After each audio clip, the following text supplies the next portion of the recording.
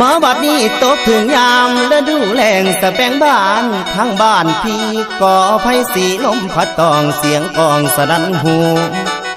แสนคิดทอดยอดสู่ยามอยู่ห่างน้อไกลกันคุณแล้ว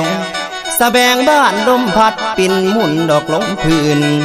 สุดที่ฟื้นทนใดอุกภายในหัวใจพี่นางเอ้ยนางไงกูละอายนี่หนพรบ่พรบ่ข้านิ่งน้ำนองเจ้าเรื่องเก่านอกข้างหลังคุณแล้วมันยังฝังในใจเสียจ้องจำเด้อจิตอาย